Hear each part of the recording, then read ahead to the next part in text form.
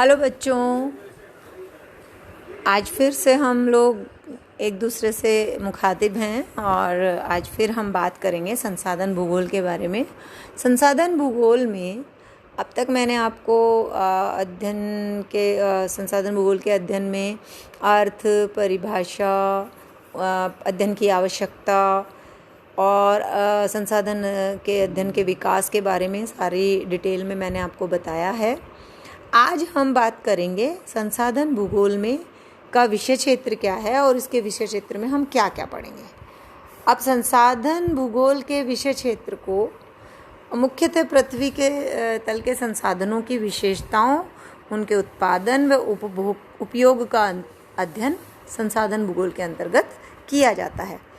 तो सबसे पहले तो हम विषय क्षेत्र में क्या शामिल कर रहे हैं, आप देखिए पृथ्वी तल पर कितने संसाधन उपलब्ध हैं, उसके बाद उनकी क्या विशेषताएं हैं, फिर उनका किस किस क्षेत्र में कितना तो उत्पादन है और उनका उपयोग किस तरीके से किया जा रहा है, इन सब का अध्ययन हम संसाधन भूगोल के अंतर्गत पढ़ेंगे।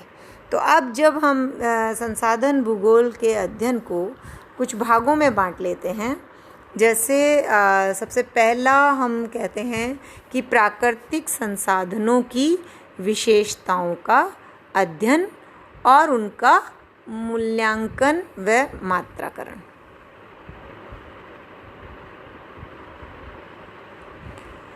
दूसरा आपका है पहला आपका प्राकृतिक संसाधनों की विशेषताओं का अध्ययन, दूसरा उनका मूल्यांकन और मात्राकरण, तीसरा मानवीय संसाधनों की विशेषताओं तथा वातावरण द्वारा निश्चित की गई सीमाओं या विकल्पों के अंदर मानवीय छांट जो संसाधन उपयोग के निर्धारण में सहायक होती है का अध्ययन और उनका अनुमान, और चौथा आपका है संसाधन उपयोग एवं नियोजन तथा इनकी विधियों और तकनीकों का अध्ययन।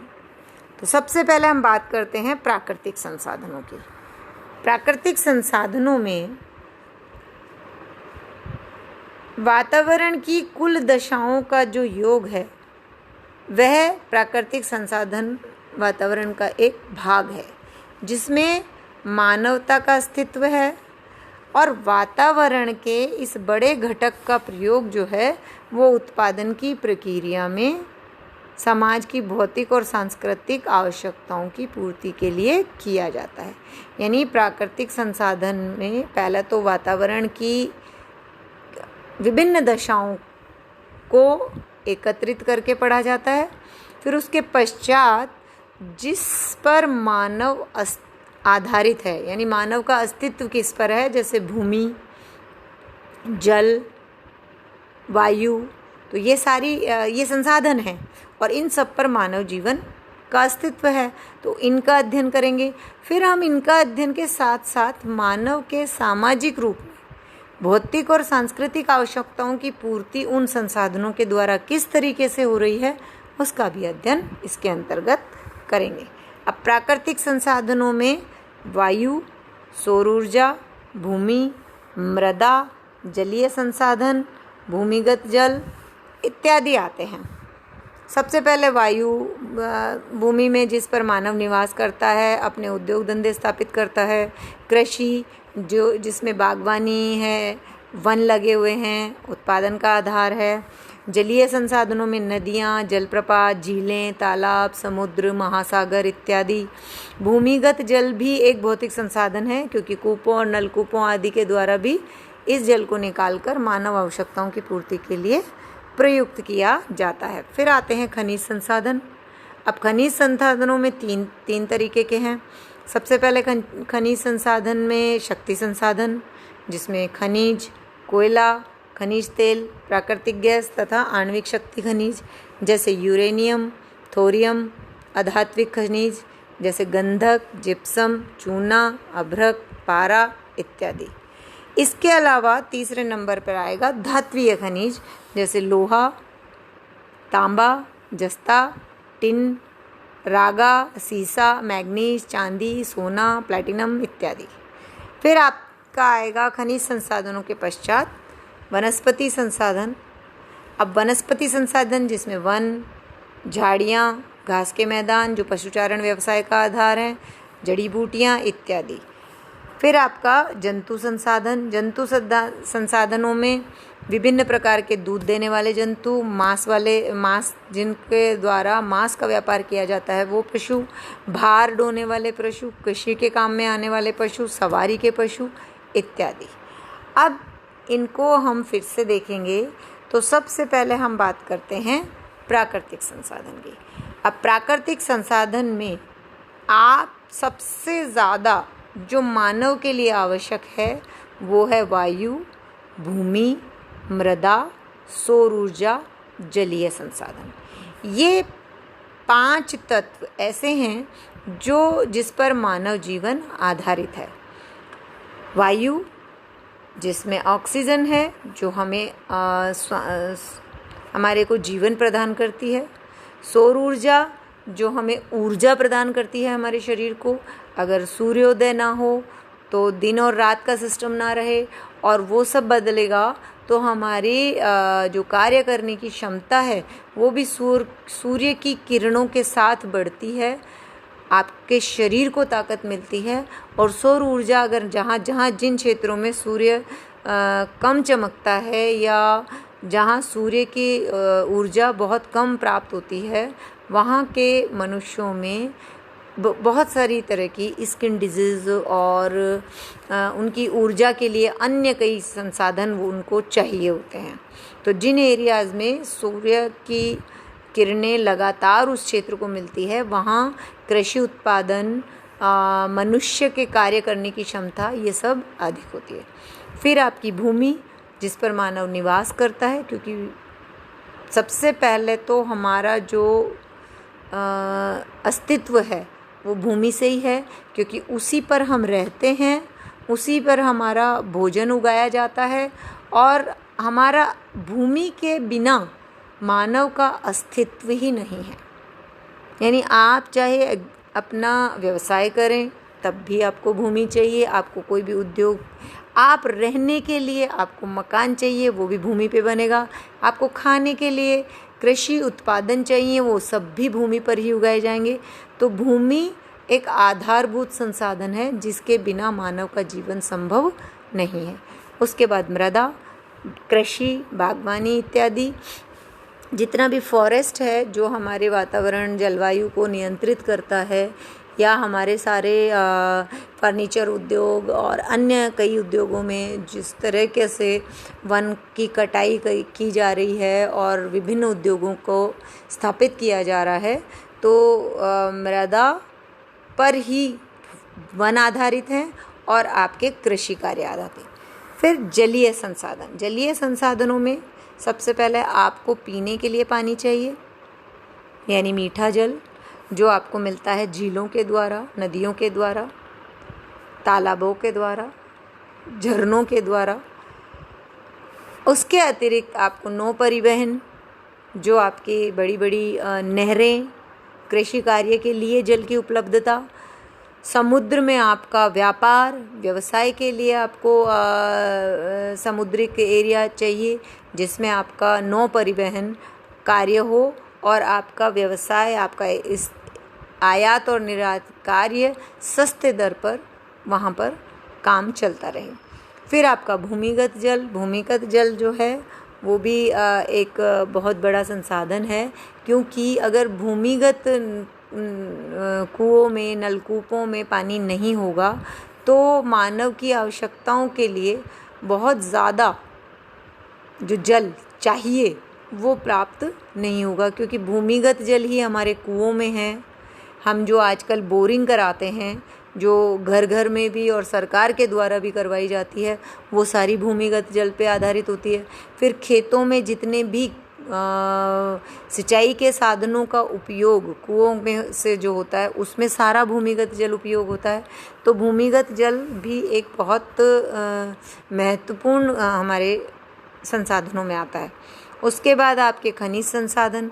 अब खनिज संसाधन में देखिए, शक्ति संसाधन तो आप ये सभी जानते हैं कि विश्व में सबसे ज़्यादा शक्तिशाली वही माना जाता है जिसके पास शक्ति संसाधन ज़्यादा उपलब्ध हैं।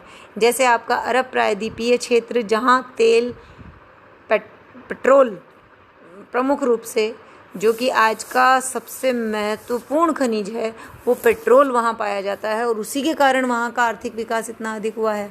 तो जहाँ भी खनिज संसाधनों में शक्ति संसाधन पाए जाते हैं, जिसमें कोयला है, पेट्रोल है, प्राकृतिक गैस है, आणविक खनिज है जैसे थोरियम, है ना, तो ये जो यूरेनियम, ये जहाँ भी अधिक मात्रा में उपलब्ध हैं, वहाँ पर आर्थिक विकास आपको बहुत अधिक देखने को मिलता है।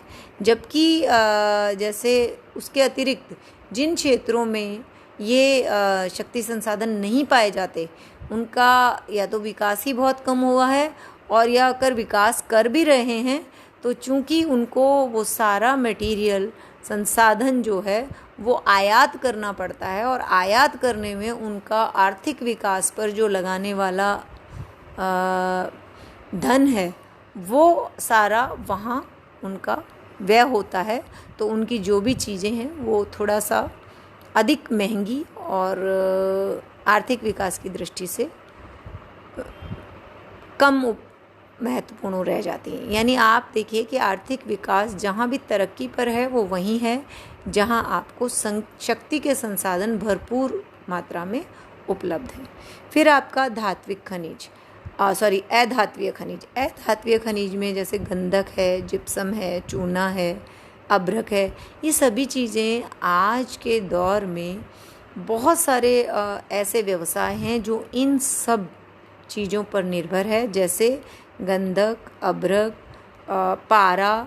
आप देखते हैं कि पारे का उपयोग बहुत सारे प्रोडक्शन में होने लगा है, बहुत सारे उत्पादन में, और गंधक को लोहे के साथ मिला के आपका जिप्सम को अभ्रक के साथ मिश्रित करके आपके बहुत सारे ऐसे सामान बनने लगे हैं जिसमें लोहे के साथ इन सब चीज़ों को मिलाकर और आपके उत्पादन किए जा रहे हैं।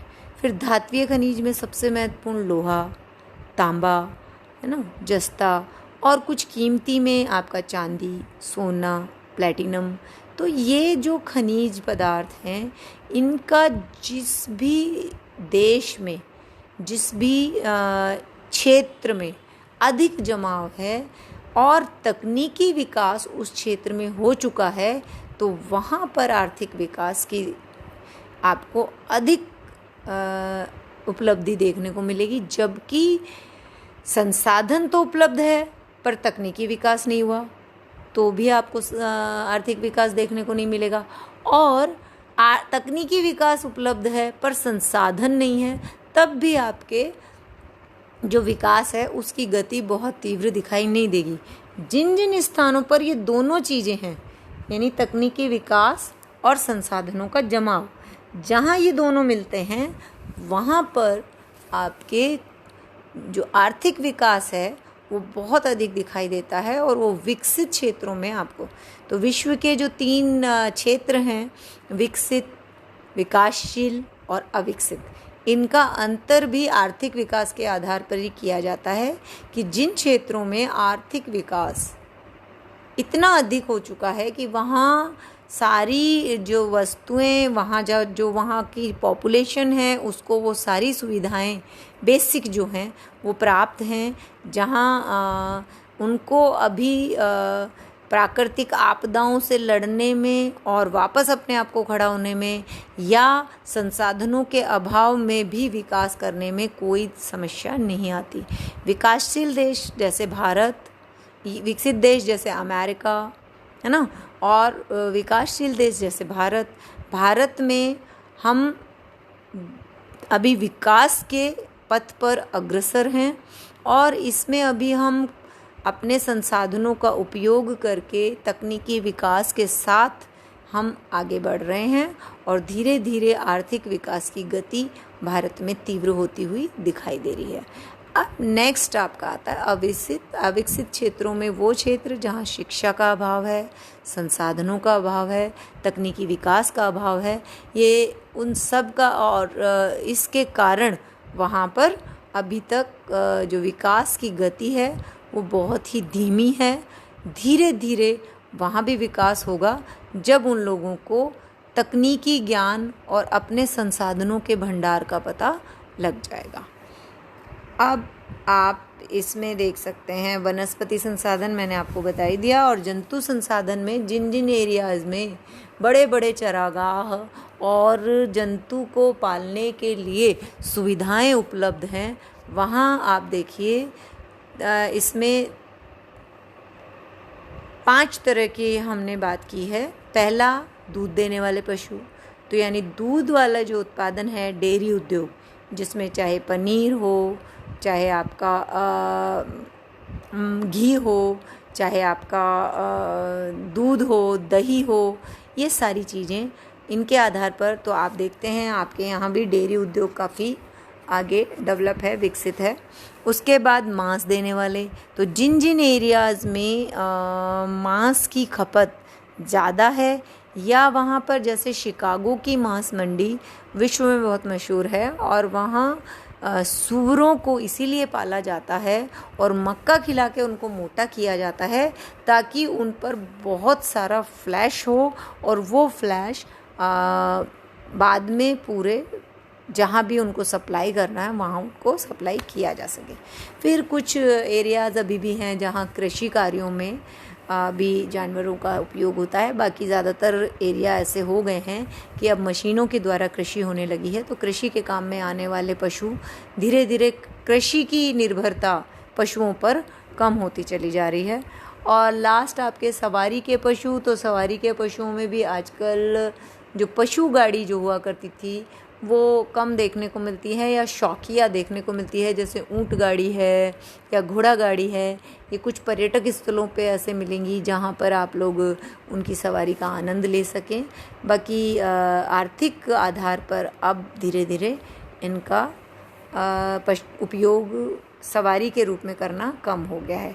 अब ये नीचे मैंने आपको संसाधन भूगोल के अध्ययन क्षेत्र का एक चित्र दिया है, जिसको आप ध्यान से देखें तो इसमें आपका संसाधन भूगोल के अध्ययन क्षेत्र को 3 पार्ट में बांटकर, पहले प्राकृतिक संसाधनों और उसमें भौतिक वातावरण द्वारा जो निर्धारित की गई सीमाओं का अध्ययन किया गया है। दूसरा जो है उसमें मानवीय संसाधनों, उनका विशेषताओं, मानवीय छांट, संसाधन उपयोग से संबंधित सारा अध्ययन किया जा रहा है। और तीसरा जो है वो संसाधन उपयोग की विधियों का, तकनीकों का अध्ययन इसमें किया जा रहा है। तो ये आपका आज मैं संसाधन भूगोल का अध्ययन क्षेत्र जो है, विषय क्षेत्र जो है, उसका मैंने आपको उसके बारे में बताया है। और अब नेक्स्ट इससे आगे हम संसाधन भूगोल के क्षेत्र में और किस तरह से हम इसके आगे के अध्ययन करेंगे, विकास के बारे में पढ़ेंगे। तो ये मैं आपको नेक्स्ट वीडियो में बताऊंगी। धन्यवाद।